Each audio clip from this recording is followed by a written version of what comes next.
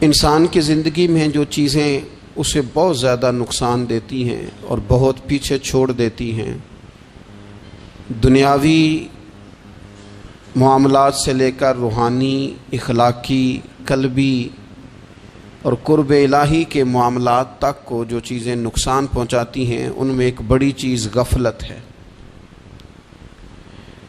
ایک لفظ ہوتا ہے جو ہمیں اکثر سننے کو ملتا ہے کہ آپ کی توجہ نہیں ہے۔ یہ ڈھیر سارے لوگوں کا مطالبہ ہوتا ہے، اہل خانہ بھی مطالبہ کرتے ہیں، کئی موقع پر والدین بھی مطالبہ کرتے ہیں، غرباء بھی مطالبہ کرتے ہیں کہ امیروں کی ہماری طرف توجہ نہیں ہے۔ اور یہ بڑی لازمی سی بات ہے کہ کسی چیز پر جب توجہ رہتی ہے تو وہ چیز بہتر ہو جاتی ہے، اور جب عدم توجہی کا لوگ مظاہرہ کرتے ہیں تو وہ معاملہ خراب ہو جاتا ہے۔ یہ جو عدم توجہ ہے اسی کو غفلت کہتے ہیں، اور جب انسان کے مزاج پر غفلت طاری ہوتی ہے اور غفلت اس پر پوری طرح غلبہ کر لیتی ہے تو پھر اس کی زرخیز زمین کو وہ بنجر کرتی ہے۔ غفلت انسانی دل کے لیے بڑی نقصان دہ چیز ہے اور انتہائی تکلیف اور ضرر کا باعث ہے۔ دلوں پر جو قحط نازل ہوتا ہے، قحط، ویران ہو جاتے ہیں دل، اور جو دلوں پر خشکی نازل ہوتی ہے کہ طبیعتیں خشک ہو جاتی ہیں، یہ غفلت کی وجہ سے ہوتی ہے۔ جو لوگ غافل ہو جاتے ہیں نا، اپنے معاملات کا دھیان نہیں رکھتے، دیکھیں نا، آپ کو کھانا کھاتے بھی غافل نہیں ہونا چاہیے۔ اگر کھانا بھی غیر معتدل کھا لیا جائے تو وہ انسان کی طبیعت کے لیے باعث ضرر بن جاتا ہے، نقصان کا باعث بنتا ہے۔ بات کرتے ہوئے بھی غافل نہیں ہونا چاہیے، کئی دفعہ جملے ایسے نکل جاتے ہیں جو انسان کے لیے پھر شرمندگی کا باعث بنتے ہیں۔ انسان کو غافل ہو کر کوئی کام نہیں کرنا چاہیے، غافل ہو کر، مدہوش اور بے ہوش ہو کر نہیں۔ غفلت دل کو ویران کرتی ہے، طبیعت میں خشکی لاتی ہے۔ غافل کبھی نہ بنے۔ قرآن مجید فرقان حمید نے ارشاد فرمایا کہ اقترب للناس حسابہم، فرمایا لوگوں کے حساب کا وقت قریب آ گیا، وہم فی غفلت معرضون، اور وہ ابھی بھی غفلت میں منہ پھیرے ہوئے ہیں۔ ٹائم آ گیا حساب دینے کا، لیکن وہ ابھی بھی غافل ہیں۔ ہمارے جو زیادہ تر نقصان زندگی میں ہوئے ہیں وہ صرف ہماری غفلت کی وجہ سے ہوئے۔ ہم نے چیزوں پر توجہ نہیں دی، چیزیں گڑبڑ ہو گئیں۔ جس آدمی نے پھول لگائے ہوں، پھل لگائے ہوں، کھیتی لگائی ہو، وہ دانہ ڈال کے پانی دے کے فارغ نہیں ہو سکتا، اسے توجہ کرنی پڑتی ہے۔ اور کسی نے کہا تھا مالی جیندے ہون تو پھر بوٹے سوکھدے نہیں۔ اگر موجود ہونا ان کو سینچنے والا، رکھوالی کرنے والا، تو پھر ان کی جڑیں کبھی خشک نہیں ہوا کرتی۔ ہماری جو غفلتیں ہیں یہ بڑی ضرر کا باعث ہیں، نقصان کا باعث، اور مجبوری معاف ہوتی ہے، غفلت معاف نہیں ہوتی۔ اسکول میں پڑھتے تھے، مدرسے میں پڑھتے تھے، تو ایک مجبوری ہو گئی جی، خدا نہ خواستہ گھر میں کوئی پریشانی ہو گئی تو اساتذہ اس پر سزا نہیں دیتے۔ کوئی خوشی کا موقع ہے گھر میں، فیملی میں کسی کی شادی ہے، اساتذہ اس پر سزا نہیں دیتے۔ لیکن اگر کبھی پتہ چلتا تھا نا کہ یہ گھر سے تو آیا تھا لیکن مدرسے نہیں آیا، یہ اسکول نہیں آیا، رستے میں غافل ہو گیا، تو یہ بات خوفناک تھی۔ یہ قابل سزا جرم تھا کہ تو غافل ہو گیا اپنی پڑھائی سے، تو گھر سے آیا اور یہاں نہیں آیا۔ غفلت قابل سزا ہوتی ہے، مجبوری کی معافی ہوتی ہے۔ ہمارا آج کل جو مسئلہ ہے وہ غفلت کا ہے۔ ڈھیر سارے لوگ ہیں، سمجھدار بھی ہیں، سیانے بھی ہیں، معاملہ فہم بھی ہیں، باشعور بھی ہیں، تعلیم کی ڈگریاں بھی رکھتے ہیں، لیکن اگر ان کی زندگیوں کی تکلیفوں کو دیکھا جائے اور بے آباد روح کو دیکھا جائے اور سجدوں سے ان کی دوری کو دیکھا جائے تو ایک ہی بات سمجھ میں آتی ہے کہ پتہ سارا ہے لیکن لے ڈوبی ہے غفلت، توجہ نہیں کی۔ لائق بچہ بھی نالائق ترین زندگی گزارتا ہے، اس لیے کہ اس کے لائق ہونے کے ساتھ ساتھ اس کا توجہ کرنا بھی تو ضروری ہے نا۔ نرے لائق کا کیا فائدہ اگر وہ محنتی نہیں، اگر وہ توجہ ہی نہیں کرتا، اپنا سبق دھیان سے سنتا پڑھتا ہی نہیں، تو جتنا مرضی لائق ہو پیچھے رہ جائے گا۔ اور کئی نالائق ہوتے ہیں، رٹا لگا کے پاس ہوتے ہیں، پر چلو رٹا تو لگاتے ہیں نا، محنت تو کرتے ہیں نا، جدوجہد تو کرتے ہیں۔ کئی نالائق جدوجہد کے باعث آگے گزر جاتے ہیں، اور کوئی اسی چکر میں رہ جاتے ہیں، میں بڑا لائق ہوں، کل پڑھ لوں گا، پرسوں پڑھ لوں گا، ہفتہ تیاری کر کے پاس ہو جاؤں گا۔ اپنی زندگی سے غفلت کا پردہ اٹھائیں، اور غفلت اس کے لیے فیصلہ کرنے کی ضرورت ہوتی ہے، پلاننگ کرنے کی نہیں، فیصلہ کرنے کی ضرورت ہوتی ہے کہ میں نے اب غفلت کرنی۔ ہم نہ جب بھی کوئی پروگرام بناتے ہیں تو منصوبہ بندی شروع کر دیں، منصوبہ بندی نہ کریں، فیصلہ کریں، کہیں کہ میں نے غافل نہیں ہونا۔ غفلت غرق دنیا کا نام ہے، اپنے آپ کو غفلت سے بچائیں۔ آپ دیکھیں حضرت کعب بن مالک رضی اللہ تعالیٰ عنہ فرماتے ہیں، بخاری میں موجود ہے، فرماتے ہیں کہ جنگ میں پیچھے رہ گیا تھا، میرا خیال تھا کل چلا جاؤں گا، گھوڑے اور سواریاں میرے پاس تیز ہیں، مضبوط ہیں، پرسوں چلا جاؤں گا، تیزی سے بھاگ کے میں پہنچ جاؤں گا، میں قافلے کے ساتھ شامل ہو جاؤں گا، لیکن بس تھوڑی سستی ہو گئی، ذرا غفلت ہو گئی۔ آپ فرماتے ہیں جب سب لوگ چلے گئے حضور علیہ السلام کے ساتھ جہاد میں اور میں پیچھے رہ گیا، تو پھر جب چند دن گزر گئے اور محبوب کے واپس آنے کا ٹائم ہو گیا، تو اب میں غور کرتا سمجھتا تو مجھے مدینے میں یہاں بزدل لوگ نظر آتے، اور کون نظر آتے؟ جو منافق تھے، وہ منافق بزدل دکھائی دیتے، یا مجھے عورتیں اور بچے دکھائی دیتے۔ میں پریشان ہوا، حضور واپس آ گئے۔ جنہوں نے بہانے کیے تھے نا منافقین نے، یہ مجبوری تھی اس لیے نہیں جہاد پہ گئے، یہ جنہوں نے بہانے کیے تھے انہیں مل گئی معافی، اور میں نے سچ بولا، میں نے کہا یا رسول اللہ میں غافل ہو گیا تھا۔ اب کہتے ہیں میں نے جب کہا نا حضور سستی ہو گئی تھی، ذرا غفلت ہو گئی، تو بندہ محبوب سے غافل ہو جائے، بندہ وہیں سے غافل ہو جائے۔ جو دم غافل سو دم کافر، سانو مرشد اے ہو پڑھایا۔ جب کہا نا حضور وہ غلطی ہو گئی، کوئی مجبوری نہیں تھی، تو فرماتے ہیں باقیوں کو معافی مل گئی، میرے ساتھ حضور ناراض ہو گئے۔ ایک دن نہیں، 2 دن نہیں، 50 دن حضور ناراض رہے۔ مدینے کی گلیوں نے مجھے پہچاننا چھوڑ دیا، در و دیوار سے مجھے یوں لگتا تھا کہ میں پردیسی ہوں۔ فرماتے ہیں میں مسجد میں آتا تھا، میں جب محبوب کو دیکھتا تو حضور رخ انور پھیر لیتے، اور مجھے پتا تھا جب میرا چہرہ ادھر ادھر ہوتا تو پھر کریم رحمت کی نظر فرماتے۔ فرماتے ہیں 50 دن مسلسل، پھر مجھے حکم ہوا کہ بیوی بھی بھیج دو، میک کے بچے بھی بھیج دو، ننھال یعنی تنہا رہ جاؤ۔ فرماتے ہیں وہ میں نے قید تنہائی کاٹی، لیکن شکر اللہ کا یہ ہے کہ میں سچا تھا، بس ذرا بھول گیا تھا، بس ذرا غفلت ہو گئی تھی۔ تو فرماتے ہیں پھر اللہ تبارک و تعالیٰ نے میرے اوپر فضل یہ فرمایا کہ میری توبہ کا اعلان رب نے قرآن مجید میں فرمایا۔ تو غافل نہ بنے کبھی بھی، ہمارا نہ مسئلہ یہ ہے، اور آپ نے ناراض نہیں ہونا۔ ڈھیر سارے لوگ غافل ہو جاتے ہیں، مالدار بھی غافل ہیں، صاحبان علم بھی الا ماشاء اللہ بہت ساری جگہوں پہ غافل ہیں۔ جن لوگوں کو 4 لوگ جاننے لگ جاتے ہیں، کوئی مقام حاصل ہو جاتا ہے، وہ بھی بہت ساری جگہوں سے غافل ہو جاتے ہیں الا ماشاء اللہ۔ غفلت بڑی تکلیف والا منظر ہے۔ جو لوگ سمجھتے ہیں نا میں اب گڈ بک میں آ گیا ہوں، اب میں اچھا ہو گیا ہوں، اب میرے لیے خیر کہا جاتا ہے، مجھے اچھائی شاید یہ مستقل میرے ساتھ رہے گی، تعریف ہی ہوگی ہمیشہ، وہ بھی غافل ہو جاتے ہیں۔ اور یہ غفلت ٹھیک نہیں ہوتی۔ وجہ دیکھنی چاہیے کس وجہ سے انسان کو وقار مل رہا، عزت مل رہی۔ اپنی زندگی سے غفلت کو اتار پھینکیں۔ تھوڑی دیر کی تو غفلت ہوتی ہے، لمبی تو نہیں۔ 2 منٹ کے لیے صرف اس نے ڈرائیونگ کرتے ہوئے چہرہ موبائل کی طرف کیا تھا، 2 ہی تو منٹ لگے تھے۔ لمحوں نے خطا کی تھی، صدیوں نے سزا پائی۔ لمحوں نے خطا کی تھی، صدیوں نے سزا پائی۔ ایک لمحے کے لیے غافل ہوئے تھے اور صدیاں، نسلیں روتی رہ گئیں پیچھے۔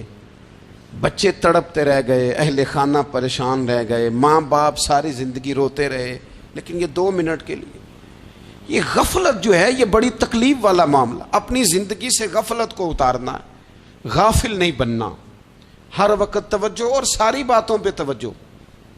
بعض اوقات لوگ ایک طرف توجہ کر کے ایک طرف سے غافل ہو جاتے ہیں. نہ، توجہ ہمہ پہلو رکھنی ہے. ہمارے ذمے جتنے بھی حقوق ہیں ان سب پر توجہ، ہر چیز کا خیال.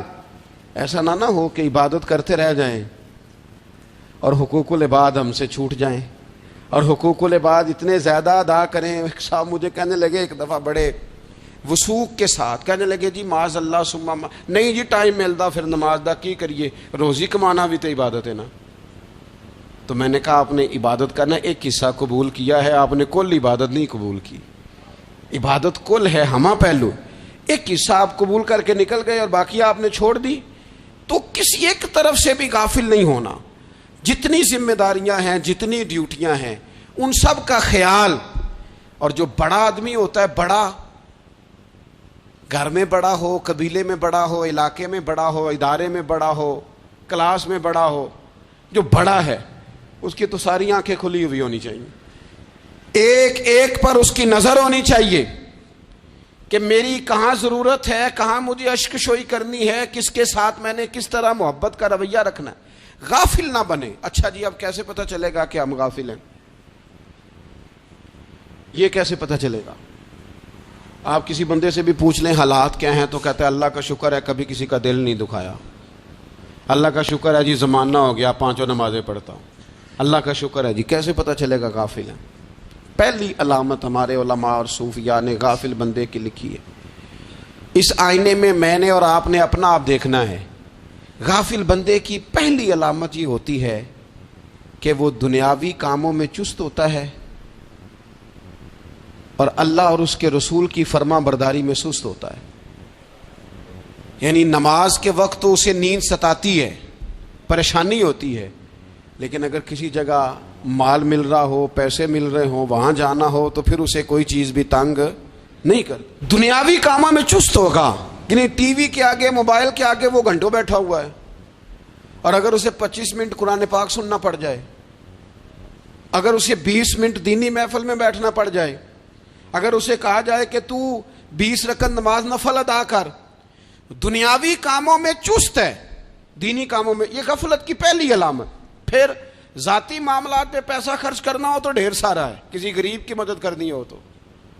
وہ ہمارے ایک دوست ہیں، وہ اکثر کہا کرتے ہیں، وہ کہتے ہیں آج کل کسی سے کہنا فلائی کام میں، دینی کام میں، کسی کی مدد میں کچھ 4 پیسے خرچ کرنے ہیں تو لوگ کہتے ہیں ہاتھ تنگ ہے. ہاں کوئی سستا پلاٹ ملتا ہو نا،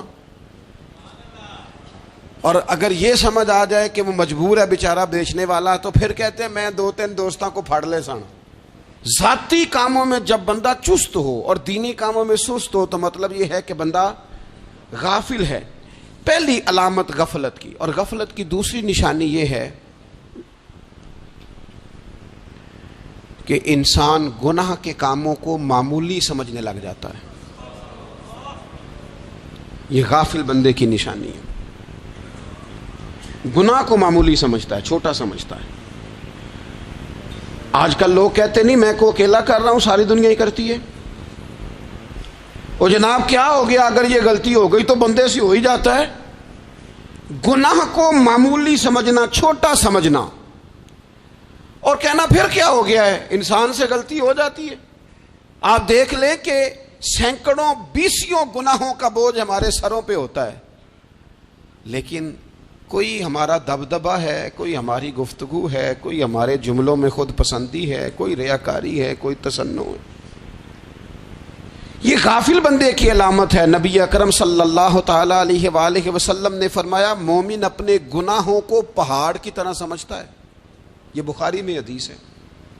مومن پہاڑ کی طرح جانتا ہے اور وہ ڈرتا ہے کہ کہیں وہ پہاڑ اس کے اوپر گر نہ جائے، یعنی کہیں مجھے میرے گناہ کی سزا نہ مل جائے. چھوٹے گناہ کو بھی پہاڑ جانتا، یار مجھ سے غلطی ہو گئی، مجھے ٹھیک کر لینی چاہیے، مجھے معافی لے لینی چاہیے، مجھے توبہ کر لینی چاہیے. مومن اپنے اوپر گناہ کو پہاڑ کی جانب سمجھتا ہے.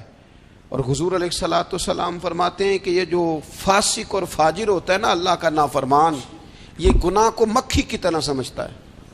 یہ سمجھتا ہے میں نے اشارہ کرنا ہے مکھی نے اڑ جانا ہے. مومن کی علامت یہ ہے کہ وہ پہاڑ جانتا ہے اگر غلطی ہو جائے تو پہاڑ.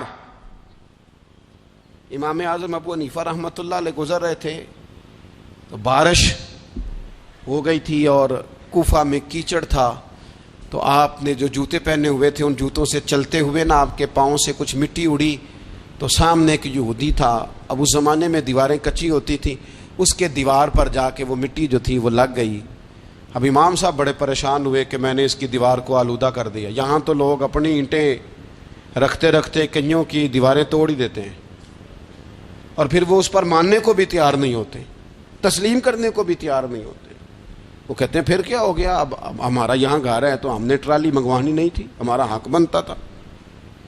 امام صاحب کے پیروں سے ذرا کیچڑ اڑا, یہودی کی دیوار پہ لگا, اس کی کچی دیوار تھی. امام صاحب پریشان ہو گئے, سوچنے لگے کہ اگر میں دیوار سے یہ کیچڑ اتارتا نہیں تو یہ بھی زیادتی ہے, میں نے اس کی دیوار کو گدلا کر دیا, اور اگر میں اتارتا ہوں تو کچھ مٹی اس کی دیوار کی بھی اتر جائے گی, کچی دیوار ہے, یہ بھی زیادتی ہے.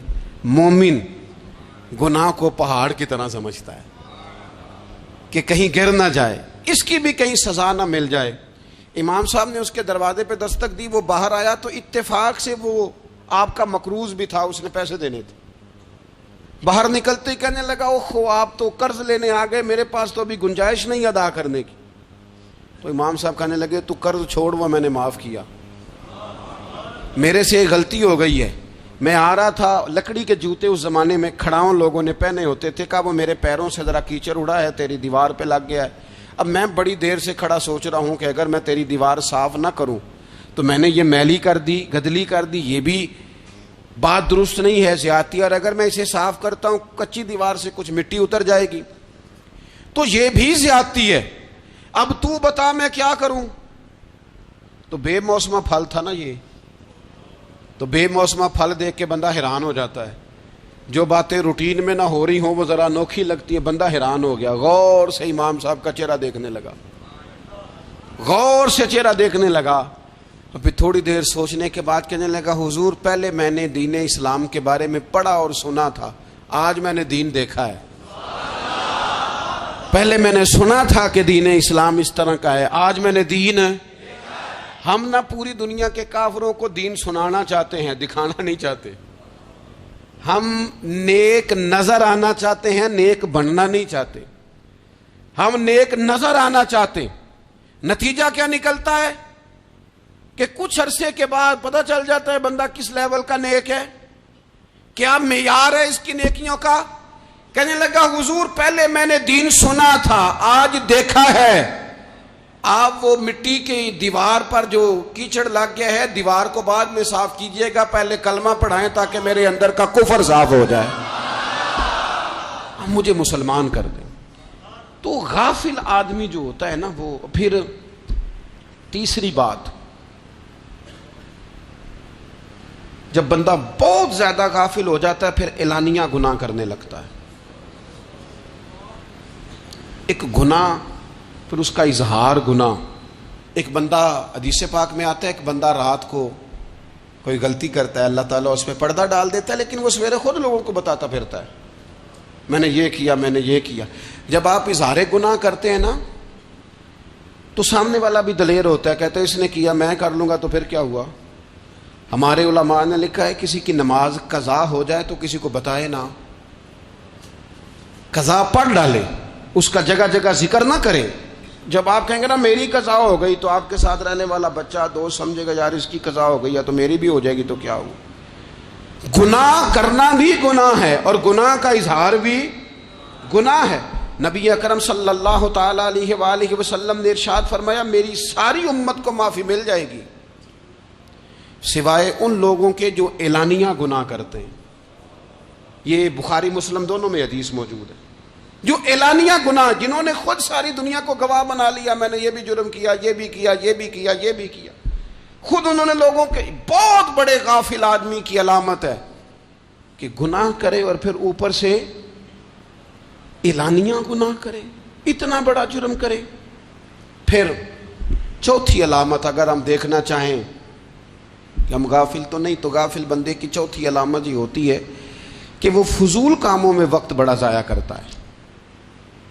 فضولیات میں ادھر بیٹھے ہیں ادھر بیٹھے ہیں, یہاں گپ شپ ہو رہی ہے, وہاں موبائل دیکھا جا رہا ہے, پھر کچھ ٹائم ملا ہے تو پھر کہیں دور دراز کسی ہوٹل پہ کھانا کھانے چلے گئے, پھر کچھ ٹائم ملا تو چلو نکلتے ہیں ذرا کوئی ہفتہ سیر کر آتے ہیں, یہاں گپ شپ ہے, فلاں کو ڈسکس کر لیتے ہیں, فلاں کے بارے میں بات کر لیتے ہیں, سیاسی تبصرے کر لیتے ہیں, یہ تھوڑی گفتگو ہو جاتی, چلے محلے داروں پہ تبصرہ شروع کرتے ہیں, کون روٹی زیادہ کھا رہا ہے اور کس کے پاس پیسے زیادہ آ گئے, چلو جا کے پتہ کرتے ہیں. حالانکہ یہ پتہ نہیں کرنا چاہیے تھا, پتہ تو اس کا کرنا چاہیے تھا جو بیچارہ کل سے بھوکا ہے. خبر تو اس کی رکھنی چاہیے تھی جس بیچارے کے گھر میں بچوں کے لیے پہننے کو کپڑے موجود نہیں ہیں. اس پر تبصرہ یہ کرتے ہیں کہ یہ محنت کیوں نہیں کرتے, اور اگر کسی پر اللہ عطا کر دے پھر حساب ضرور لگاتے ہیں کہ ذرا معلومات کرو یہ اتنی جلدی آگے کیسے نکل گئے. غافل بندے کی علامت ہے وقت کا ضائع کرنا اور فضول کاموں میں ضائع کرنا اور بلا وجہ ضائع, اور ایسے سوالات کرنا جن کی ضرورت ہی کوئی نہیں, بالکل ضرورت ہی نہیں, کوئی مطلب ہی نہیں, لیکن ہم لوگ وقت ضائع. یہ غفلت کی علامت, غفلت. اللہ والوں کی علامت کیا تھی؟ ایک بات انہوں نے زندگی میں لے لی, سیکھ لی, پھر ساری زندگی اسی پہ گزار دی. ان کا ارادہ تھا نا کشکول سیدھا کیا. کچھ لوگ ساری زندگی لیکچر قبول لے کے سن کے پھر بھی سمجھنے کو تیار. یہ غافل دل کی علامت ہے. اس لیے نبی پاک صلی اللہ تعالی علیہ وسلم نے فرمایا دو نعمتیں ایسی ہیں جن میں اکثر لوگ غفلت میں ہیں, ایک صحت اور دوسری فراغت. لوگ بلا وجہ وقت ضائع کرتے ہیں. اللہ نے صحت دی ہے, کسی خیر کے کام میں لگائیں. اگر آپ کے پاس فارغ وقت ہے تو قرآن پاک کو یاد کریں, ترجمہ اور تفسیر سے پڑھیں, محبوب پاک علیہ السلام کی احادیث کو یاد کریں, اللہ والوں کی باتیں سنیں. وقت ملے تو عبادات میں لگائیں, نوافل میں لگائیں, تلاوت میں لگائیں, ذکر اذکار میں لگائیں, اور پھر اللہ مزید توفیق عطا کرے تو کسی کے بھلے میں وقت لگائیں. گلی سے کوئی کانٹا اٹھائیں, کوئی روڑا اٹھائیں, کوئی کسی کی مدد کریں. لیکن یہ غافل ہونے کی علامت ہے کہ اپنے وقت کو ضائع کرنا. اور پھر اسی طرح غفلت کی پانچویں علامت یہ ہے کہ اگر بندے کو دنیا سے پورا پیار ہو جائے, یعنی شب قدر میں بھی آ کے کہتا ہے یا اللہ کبھی پیسے دے دینا, شب برات والے دن بھی کہتا ہے کہ مالک اگر کبھی کوئی ایسا سبب لگ جائے نا, یعنی بیت اللہ شریف کے سامنے کھڑے ہو کے بھی اگر اس نے مال ہی مانگنا ہے وہاں بھی اس نے یہی سوال کرنا ہے, حب دنیا اتنی غالب آ جائے تو یہ غافل ہونے کی علامت. دنیا ضرورت ہے, مقصد نہیں ہے. دنیا کی حاجت ہے, مقصد نہیں ہے. یہ مقصود نہیں. اور جب لوگ فقط دنیا کے مال کو, دولت کو, نبی پاک علیہ السلام نے فرمایا وہ لعنتی ہے جو درہم اور دینار کا بندہ بن گیا ہے, پیسوں کا بندہ بن گیا ہے. مل جائے تو خوش ہوتا ہے, نہ ملے تو تکلیف میں آ جاتا ہے. یہ غافل بندے کی علامت. مومن تو وہ ہوتا ہے کہ دولت رزق حلال ضرور کماتا ہے تاکہ کسی کے آگے ہاتھ نہ پھیلانا پڑے, کوشش ضرور کرتا ہے, پر دنیا کو جیب میں جگہ دیتا ہے, دل میں نہیں دیتا. اس کی جگہ جہاں ہے اسے وہاں رکھتا ہے, اسے دل میں جگہ. دل تو ایک ہے, اس میں رب رسول کو بسائیں گے یا کسی اور کو بسائیں گے. تو حب دنیا یہ غافل ہونے کی بہت بڑی علامت ہے. پھر اسی طرح جو بندہ رب کریم کو جانتا نہیں نا وہ بھی غافل ہو جاتا ہے. ایک تو جو یہ نہیں نہ جانتا کہ رب کریم سزا دے گا, مجھے دیکھ رہا ہے, اسے نہ اونگ آتی ہے نہ نیند آتی ہے, جو اس کی معرفت نہیں رکھتا کہ میرا رب ہر وقت مجھے دیکھ رہا ہے, وہ بھی غافل ہو جاتا ہے. جسے پتہ ہونا کہ مجھے دیکھ رہا ہے وہ غافل نہیں ہوتا. اور جو یہ سمجھ لیتا ہے نا کہ شاید معاذ اللہ ثم اس یقین کو پکا نہیں کرتا, وہ غافل ہو جاتا ہے. اور ایک جو یہ نہیں نہ جانتا کہ رب مہربان کتنا ہے وہ بھی غافل ہو جاتا ہے. مجھے بتائیے سب سے زیادہ تو بندہ اس کے دروازے پہ جاتا ہے نا جو سب سے زیادہ مہربانی کرنے والا ہو, اس دروازے سے بندہ اٹھتا ہی نہیں. تو جس کو یہ یقین ہو جائے نا سب سے زیادہ کرم فرمانے والی ذات اللہ رسول کی ہے, وہ کبھی رب رسول سے غافل نہیں ہوتا. وہ کبھی اللہ رسول کا دروازہ چھوڑ کے نہیں جاتا، وہ کبھی کسی اور جگہ جا کے پناہ تلاش نہیں کرتا. جسے پتہ چل جائے نا وہ کریم کتنا ہے، مہربان کتنا ہے. ملا رومی رحمت اللہ علیہ فرماتے ہیں بہت بڑا مجرم تھا ایک بندہ، بہت بڑا گناہگار تھا، بت کو پوجتا تھا، تھک گیا، ساری رات بت کے سامنے کھڑا تھا، معاذ اللہ یا صنم یا صنم یا صنم کہتے، تھک گیا، نیند آ گئی، اونگ آ گئی.